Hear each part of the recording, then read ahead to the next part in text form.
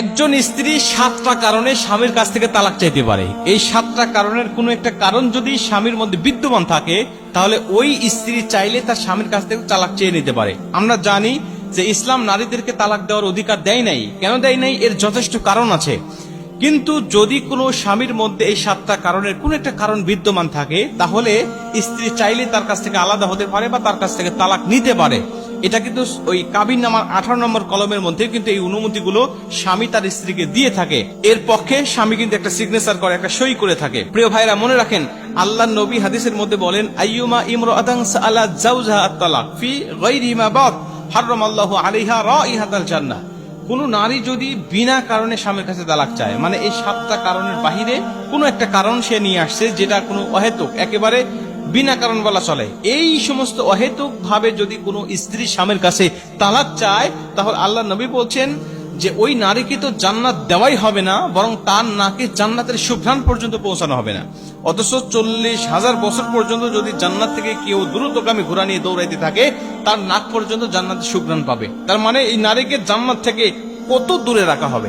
প্রিয় ভাইরা আমার, এজন্য এই 7টা কারণের বাইরে কিন্তু তালাক চাওয়া যাবে না। প্রথম নম্বর হলো, স্বামী যদি নির্যাতন করে স্ত্রীর উপরে, সেটা হোক শারীরিক নির্যাতন, হোক মানসিক নির্যাতন, এই নির্যাতনে যদি অতিষ্ঠ হয়ে যায়, যদি স্বামীর কাছে স্ত্রী থাকার মতো কোনো পরিবেশ না থাকে, নির্যাতনের মাত্রা এতই বেড়ে গেছে যে তার সাথে সংসার করা একেবারে সম্ভব নয়, ইম্পসিবল, তাহলে স্ত্রী ইচ্ছা করলে স্বামীর কাছ থেকে তালাকটা চেয়ে নিতে পারে।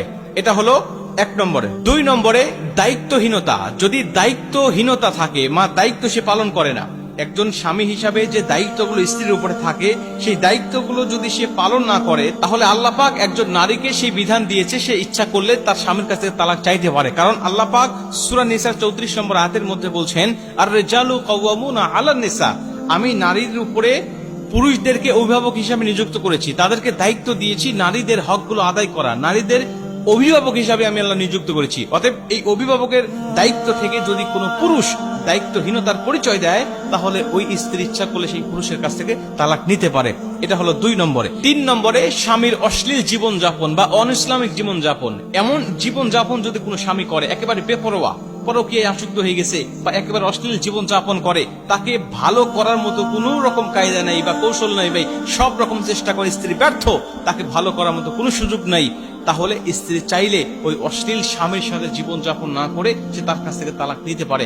এই বিধান, এই হুকুম ইসলাম একজন নারীকে দিয়েছে। 4 নম্বরে, বৈবাহিক অধিকার। বৈবাহিক অধিকার থেকে যদি কোনো স্বামী তার স্ত্রীকে মাহরুম করে, বঞ্চিত করে, একজন স্বামী হিসাবে স্ত্রীকে যে বৈবাহিক অধিকারগুলো দেওয়ার দরকার, এই বৈবাহিক অধিকারগুলো যদি না দেয়, তাহলে স্ত্রী যদি ইচ্ছা করে যে না, আমাকে যেহেতু সে অধিকার থেকে মাহরুম করছে, বঞ্চিত করছে, আমি তার সাথে সংসার করব না, তাহলে সেই ক্ষেত্রে ইসলাম একজন নারীকে স্বাধীনতা দিয়েছে, সে চাইলেই সংসার করতেও পারে, আবার চাইলে তার কাছ থেকে তালাক নিতে পারে। এটা ইসলাম দিয়েছে তার উপরে এই অধিকারটুকু। 5 নম্বরে, দীর্ঘদিন ধরে স্বামী যদি অনুপস্থিত থাকে, যেমন ইমাম মালিক রাহমাতুল্লাহ আলাইহি এর সময়কালটা নির্ধারণ করে দিয়েছে যে যদি কোনো স্বামী স্ত্রীর কাছ থেকে 4 মাসের অধিক যদি সে দূরে থাকে, প্রবাসে থাকে বা বাহিরে থাকে, 4 মাস ধরে স্ত্রীর কাছে আসে না, স্ত্রীর হক আদায় করে না, স্ত্রীর কাছে থাকে না, এমন সময় কোন স্ত্রী যদি মনে করে যেহেতু আমার স্বামী 4 মাসের অধিক সে বাহিরে আছে, সে আমার কাছে আসে না, আমার খোঁজ খবর রাখে না, আমি তার সাথে আর সম্পর্ক রাখবো না বা তার সাথে আমার কোনো রিলেশন থাকবে না, তাহলে ইচ্ছা করলে ওই স্ত্রী স্বামীর কাছ থেকে আলাদা হতে পারে। কিন্তু কোন স্ত্রী যদি মনে করে আমার স্বামী বাহিরে আছে, প্রবাসী আছে, আমাদের জন্যই তো আছে, আমাদের সুখের জন্যই আছে, অতএব কি